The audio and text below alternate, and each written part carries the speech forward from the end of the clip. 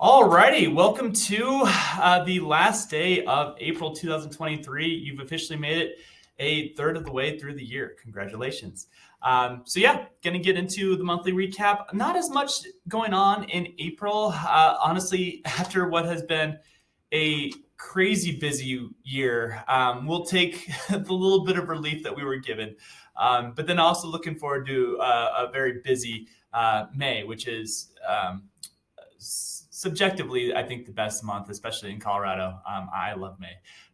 All right, so what have we seen going on so far this year? Like I said, it's been a crazy busy year. We've already gotten two Fed rate hikes, one on February 1st, one on March 22nd. Each one of them was for 0.25%. We also received, if you recall, a crazy jobs report number in January. And I went over why it was so busy. And a lot of it had to do with specifically January. The government retooling their equations, their algorithms to calculate what the jobs numbers look like. Also trying to account for a lot of people that weren't originally included in those jobs reports and trying to factor them into the equation.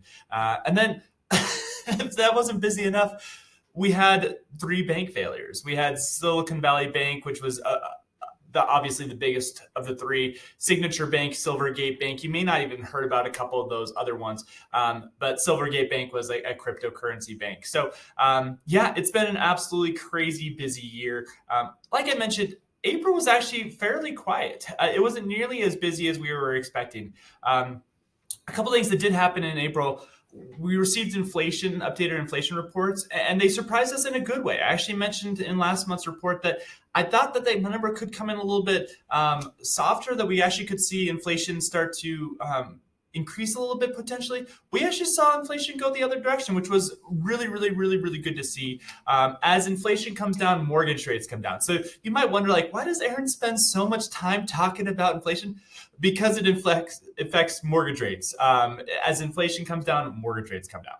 And that's because all mortgages are a bond. It's a promise to pay. And when you have inflation at a higher rate, it eats into the fixed rate of return that mortgages offer, right? If you have a promise to pay at 8% and inflation is rocking at 9%, you're actually technically losing money on your investment. If your investment is paying you 8% and inflation is at 9%, you're losing money on your money, which is really, really bad. So inflation and mortgage rates track with one another. I have people all the time, and I keep using the same line right now in this market. You'll hear it a lot probably, which is you're going to marry your house, but you're going to date your rate. And what we're talking about is you're going to be refinancing whatever mortgage you're going to get in the near future. 12, 24 months down the line, you're going to be refinancing that mortgage. As inflation comes down, mortgage rates will come down. Whatever rate you're going to get in 2023, you're likely going to be refinancing in 2024, 2025, which is why we spend so much time and so much energy focusing on inflation. And getting into the numbers. So the consumer price index, which is inflation as you and I, us consumers, feel it, dropped from 6% down to 5%. That was once as high as 9.1%.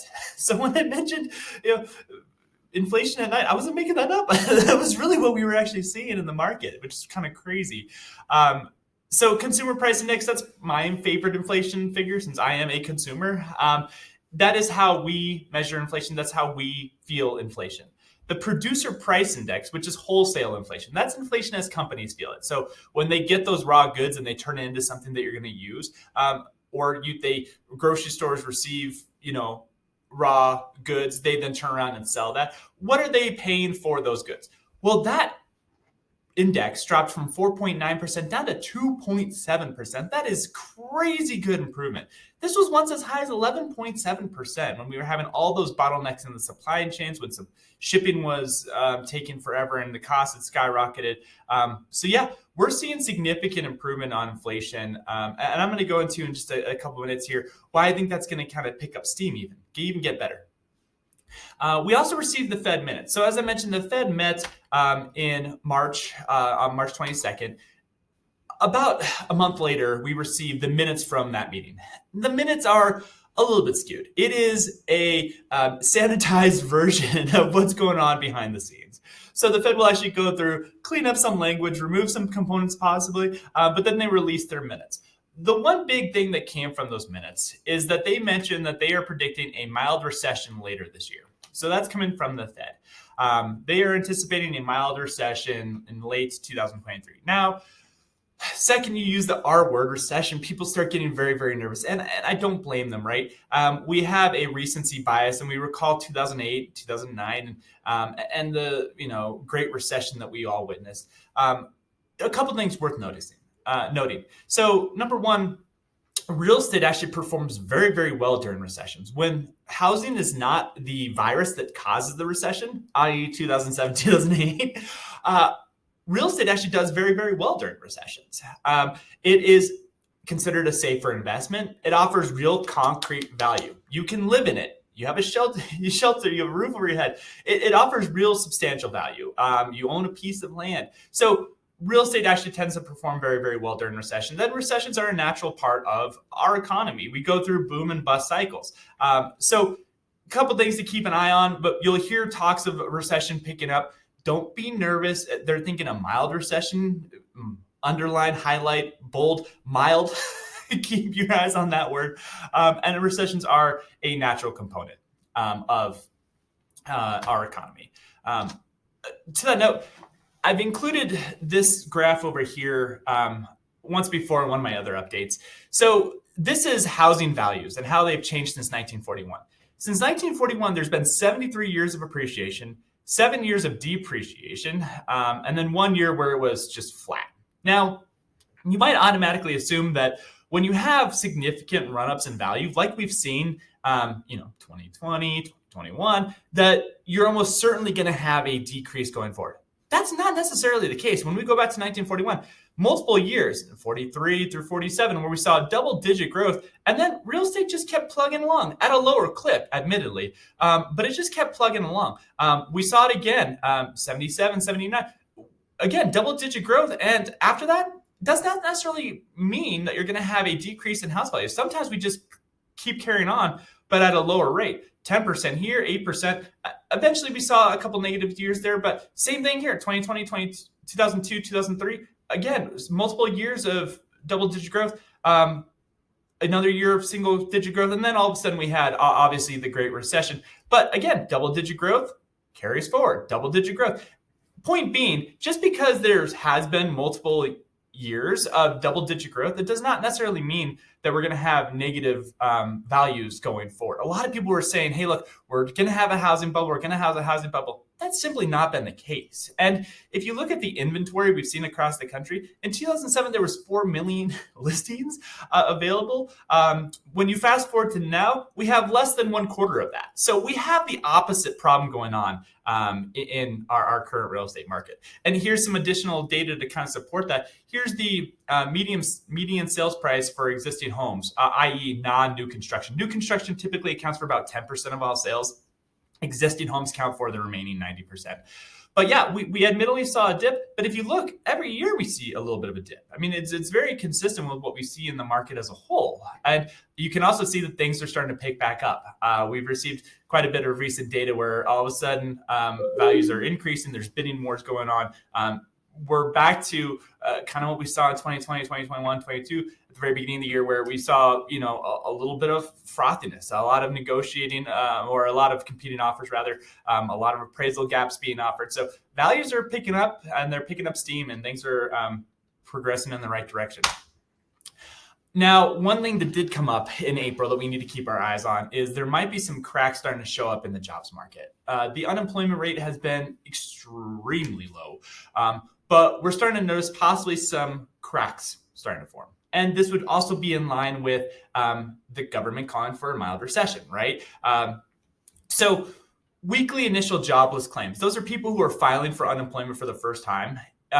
We looked at the 4-week average, and it's been averaging around 240,000, which is the highest level since 2021. And this is those numbers right here. You'll see that the numbers are starting to increase. So it's worth keeping an eye on. It's not necessarily alarming just yet, but it's worth keeping an eye on. Also, we received the JOLTS report, which is the Job Openings Labor Turnover Survey. I like the JOLTS. It's much easier to say. So it's basically how many help wanted signs are out there. How many people are looking for employees? How many job openings are there? In March, that came in at 9.9, which is still 9.9 million, which is still extremely strong. but it's decreasing, and it's decreasing very, very quickly. It's the lowest number in 21 months, and you'll see the report right down here. Report right down here. You'll see that number is just plummeting. That is a number that can adjust very, very quickly. People can post jobs very quickly, and they can also remove those postings very, very quickly. So it's worth keeping an eye on, but that is going in the wrong direction. We're also seeing, again, initial jobless claims starting to pick up steam. So worth keeping an eye on. And then lastly, another thing to note is leisure and hospitality. That was the industry, the sector that was affected most quickly during the pandemic. COVID-19 hit home. Nobody was going on vacations. Nobody could travel. Like that just dried up very quickly, right? So we finally noticed that leisure and hospitality has gotten back to almost full employment. What that means is these jobs have really been buoying the jobs market quite a bit. All those job losses have now become job gains, and it's been buoying the job market. Now that we no longer really have those, now that they are approaching full employment, there's concern that we no longer are going to have that crutch that we've been walking on. And again, it could make these numbers seem a little bit worse going forward. So again, worth keeping an eye out for. Still very strong numbers, but it could be, again, the canary in the coal mine. Looking ahead. So again, I mentioned a busy May. Next Fed mini is May 3rd. We're anticipating one final rate hike of 0.25%. It's possible that they decide to punt. It's more likely that they're going to hike one last time, call it a day. It'd be very surprising if they increased it more than a quarter. I think markets would freak out. It'd also be pretty alarming if they say, hey, we need more hikes going forward. They've been pretty transparent, and so far everything they've been saying, it seems to indicate one more hike, 0.25%, plan on it. Yeah, that's probably going to happen. Next week, coming up very quickly. Updated inflation figures on May 10th. So that's going to be a big one. A couple updates ago, I included a little chart that showed, hey, look, here's the reports that we're replacing when it comes to inflation.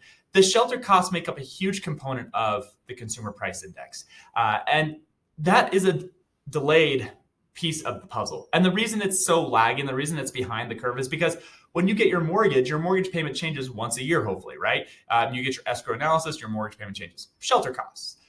You sign up on a lease, you sign a year-long lease. Well, shelter costs, but they're all year-long changes, right? You sign up for a year-long lease, that's going to be your lease payment going forward for the next 12 months. So it tends to be a lagging indicator behind the rest of these real-time pieces like shipping, construction, all these real-life energy costs, all these real-time inflation components. Those are in real time. Shelter lags behind it all. But starting May 10th, I think we're going to start to see that catch up. And when it does, it should drag inflation down quite a bit. So we could see inflation cooling at an even quicker clip than we've seen prior. And then this is the least favorite topic of mine, debt ceiling or debt limit. This is starting to come to a head. It's starting to come to a head again. The debt ceiling never used to be politicized.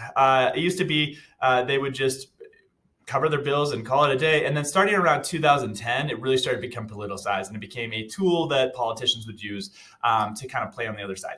Now it's getting to the point where politicians are using it within their own party. So things are getting worse, not better.